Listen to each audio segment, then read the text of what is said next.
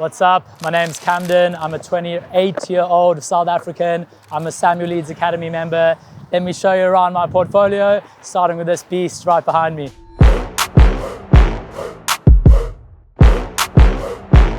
Welcome. This is my latest renter HMO. It's a beautiful 9-bed, 9-bath property. It is all fully furnished, and all of these rooms do come with their private ensuite bathrooms. There was a bit of drama in this property before we took it on. The owner was renting it out to one of the councils who had bad tenants in here. They had council tenants and they were smoking in the rooms. So they kicked them all out and they wanted someone that is going to look after the place, give it its love and just get guaranteed rent, you know, long term. So that is why I'm here.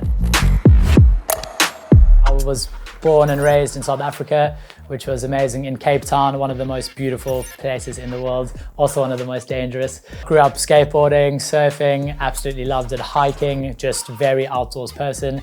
Thankfully, just because of the weather. I think it was probably the lack of money. Well, growing up, my dad was super like wealthy at a time in South Africa. And, you know, due to his behavior and alcohol, like he lost everything. Both my parents were homeless for like a couple of years, in and out of rehabs. Yeah, I think obviously living with my gran, we didn't have that much money. I couldn't go out and like, you know, spend money with all of my friends like they were doing. I finished high school in South Africa. I went to Cape Town, like right in the center, worked like 3 jobs. I just saved up a pot of cash and then I flew over to the UK. Here's the kitchen, very modern. All of the cupboards are labeled as well with the bedroom numbers. Of course, we need quite a lot of freezer space. And there's also a dishwasher. I think all money in for this property.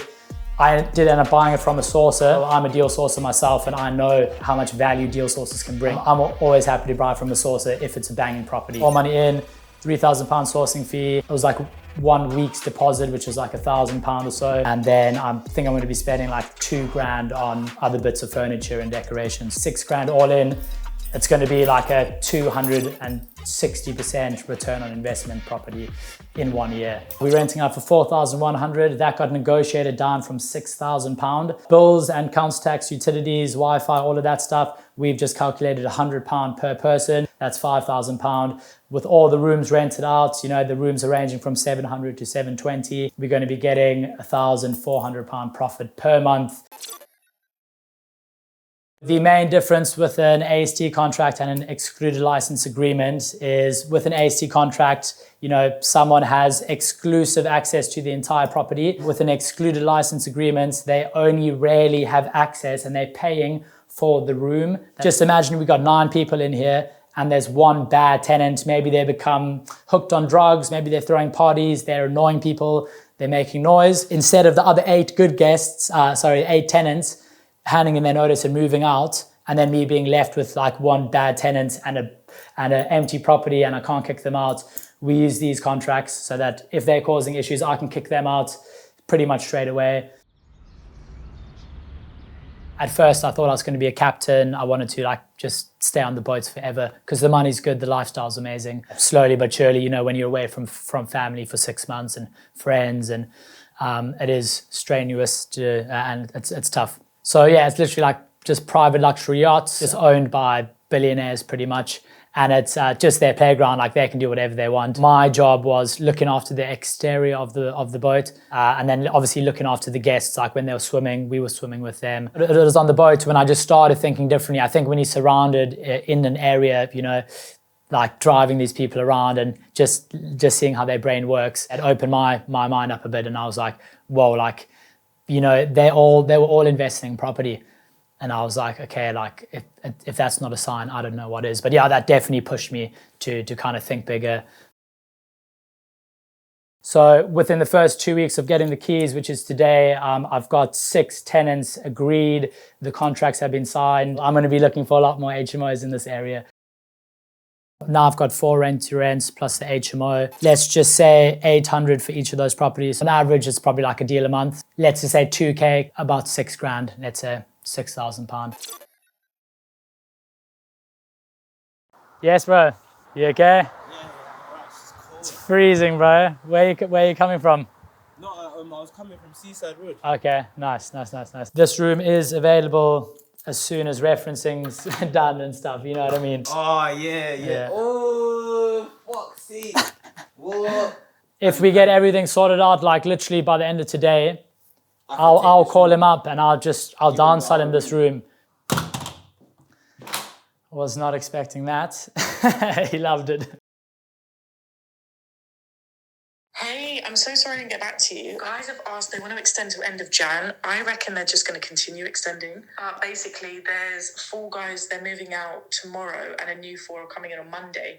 So are you able to arrange for a clean? Hey, Saskia. Okay, amazing. So they're extending by a month and they might just carry on extending. Well, do you know what time they're moving out? Because then I'll just get my cleaners to go straight down there. So I purchased this house in Liverpool. That was like 3.5 years ago.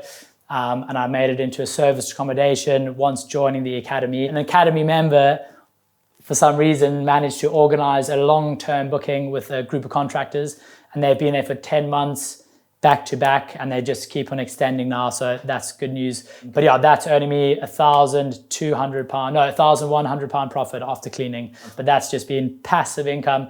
I'm down here, Liverpool's like 5 hours drive away. I haven't been there once. The state of this car is wild, bro. I've done so many miles. I crashed it recently last month, leaving the Brighton inner circle.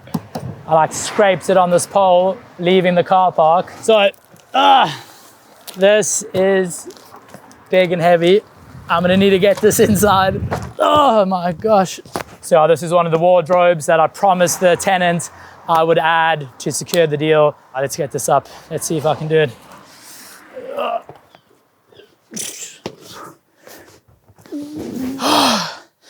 Okay, I'm gonna be fixing that up tomorrow. I'll be flat packing tomorrow. I used to skate when I was like these little guys.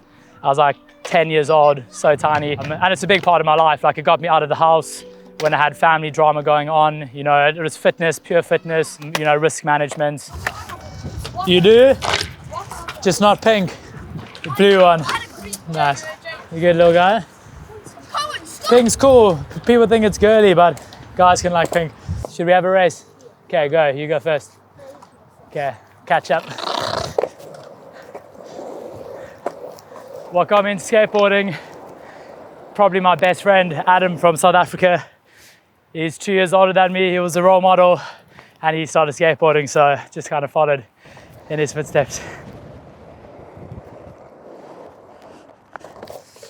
Winner, not bad, eh? For a pink board. I'm not gonna say I like risks, but I like the feeling of coming out the other end. Like I love boxing as well, like boxing's high risk. That adrenaline and like that, just a bit of the unknown, you know? Thankfully I found that, you know, rather than drugs or like a bad habit. But yeah, it definitely was, you know, it was my quiet place. When you're working out, you know, you're not thinking about anything else, you're just living in the moment.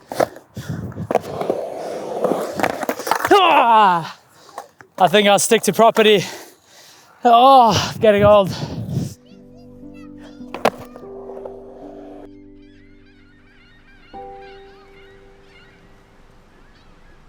So we're in Brighton now at one of my rent to service accommodation properties. It's this lovely blue one over here. It's a 4-bedroom, 2-bathroom property.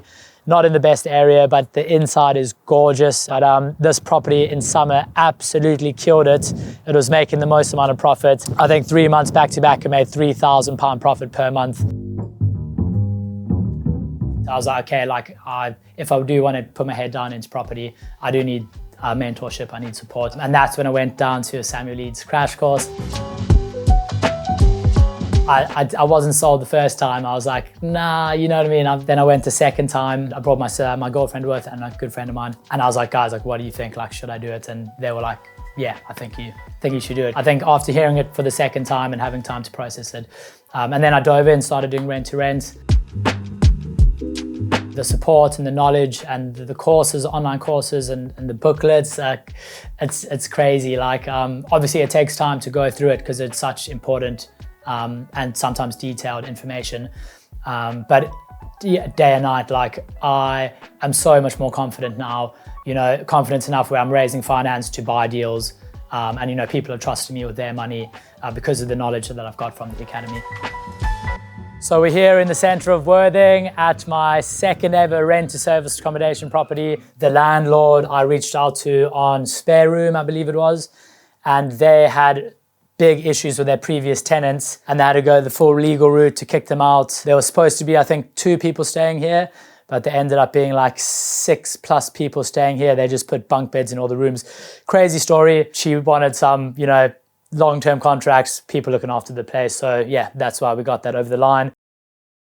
Samuel's always going on about, you know, providing as much value as possible for your investors and anyone you're working with.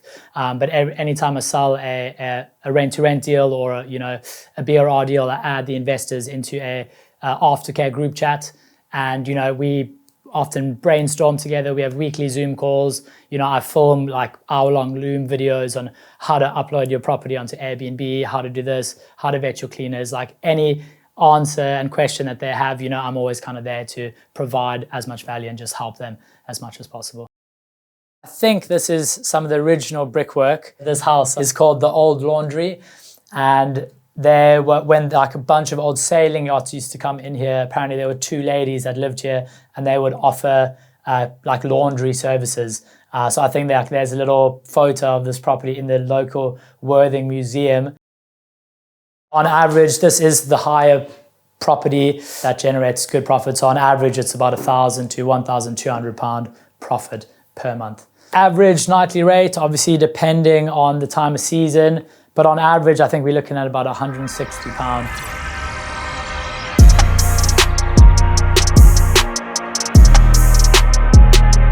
Hello everyone, thank you so much for coming. I can see there's some new faces. Yeah, so I'm the leader, well, one of 5 leaders of the Brighton inner circle. So Brighton's very well known for like rent to serviced accommodation. But yeah, it's just a place where everyone comes together. You know, we brainstorm, we help each other. It's just a place where like-minded people come to hang out and, you know, get to know each other.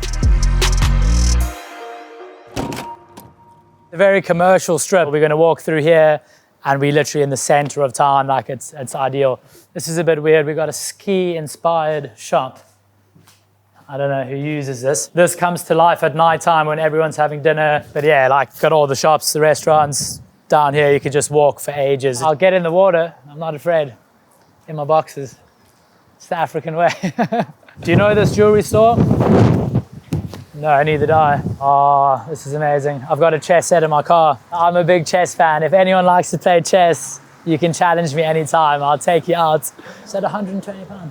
Nice. I might buy that on the way back. Okay, let's see if I don't know if it's selfish, but yeah, like money is a factor for me. Like I want to look after my mom now. I want to be able to look after my girlfriend. I just want my kids to be my future kids, if I have any, to be like not in that position. So yeah, I think it was the lack of money for me that is a lot of my motivation. But again, like it's family, you know, just being able to look after and spoil my family. That's like my biggest why. Firstly, Samuel, thanks for everything. It's an amazing community. I think you don't get as much praise as you deserve. I love the academy. I'd also like to get a Samuel Leeds logo tattoo and have full lifetime access to the academy. So let me know if we can make that happen.